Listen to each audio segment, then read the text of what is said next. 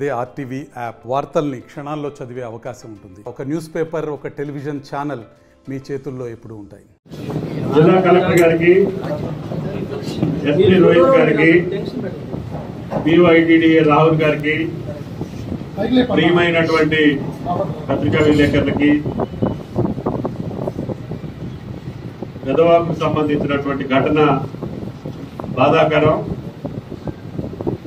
చాలా ఆస్తి నష్టంతో పాటు గ్రామాల్లో చాలా మంది పేదలు ఇబ్బంది పడేటటువంటి పరిస్థితి వచ్చింది. అదృష్టవశాత్తు ఎస్పీ గారు తీసుకున్నటువంటి చొరవ మూలాన మాకు ఎప్పుడైతే ఇన్ఫర్మేషన్ వచ్చిందో 4 గంటలకి, అప్పటికి ఎస్పీ గారు మన ప్రభుత్వం పంపించే హెలికాప్టర్ ఆలస్యం అవుద్ది, ఇక్కడ నుంచి 2 గంటలు 2.5 గంటలు పట్టుద్ది హైదరాబాద్ నుంచి, వెంటనే ఆంధ్ర ప్రభుత్వంతో సంప్రదించి మీరు అక్కడి నుంచి తెప్పించుకోండి అని చెప్పాం. కలెక్టర్ గారు, ఎస్పీ గారు ప్రయత్నంతో 5 గంటలకు వచ్చి కూడా సుమారు 25 నుంచి ఎంతమంది 31 మందిని రక్షించినటువంటి ఘనత మన ఎస్పీ గారికి దక్కుతుంది. కాబట్టి టైంకి వస్తే అధికారులు కష్టాల్లో ఉన్న ప్రజలు ఏ రకంగా రక్షించగలుగుతామో రోహిత్ గారు నిరూపించి పెట్టారు. మనకి హెలికాప్టర్ ఆపరేషన్ చేయలేకపోయేది, వాళ్ళు ఏమైపోయేవాళ్ళో మీకు తెలుసు.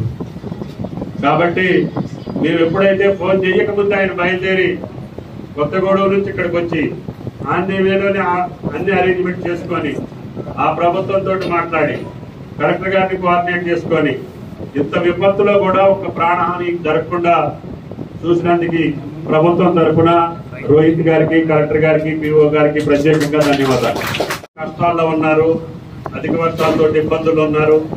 ముఖ్యంగా రైతులు వేసుకున్నటువంటి నాటు కొట్టుకుపోయింది, పొలాలన్నీ ఇసుక మేటలు వేసినాయి, గడ్డు పడ్డాయి.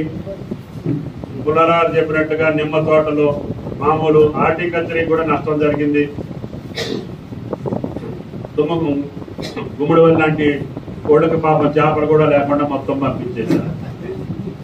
అంటే అందరి జీవితాలు కూడా కొద్దిగా అయోమయంలో ఉంటాయి. చేపలు పట్టుకున్నోడిది పోయింది, పని చేసుకున్నోడిది పోయింది, పంట వేసుకున్నోడిది పోయింది. గ్రామాలలో పాప మా బాబు కరెంట్ షాక్ కొట్టి ఆయన గారు బాబు చనిపోయాడు, చిన్న పిల్ల.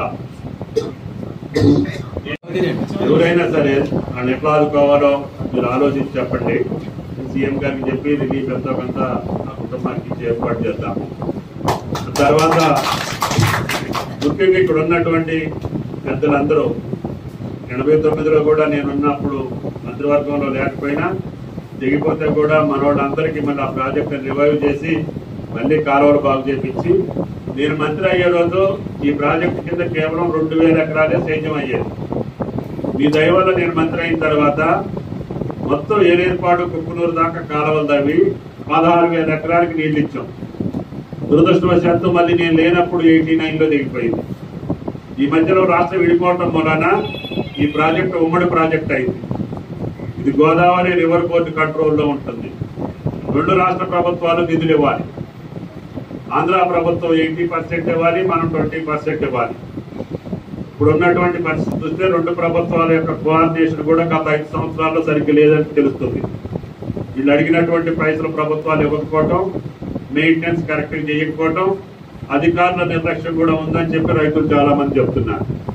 సరే, కలెక్టర్ గారు క్షుణ్ణంగా ఆలోచించి దాని మీద ఎవరి పొరపాటు, అధిక వర్షం వచ్చిన మాట కరెక్టే, దాని తర్వాత ఎక్కువ వరద వచ్చిన మాట కూడా కరెక్టే. కానీ ముందు జాగ్రత్తలు తీసుకొని ముందు రోజు నుంచే ప్రాజెక్టు మొత్తం కూడా గేట్లు 3 ఎత్తేసి ఫ్రీ ఫ్లో పెట్టి డిప్లీట్ చేసి ప్రాజెక్టు ఖాళీ పెట్టొచ్చితే ఇంత ప్రమాదం జరగదనేది నిపుణులు చెప్తున్నారు, పెద్దలు చెప్తున్నారు.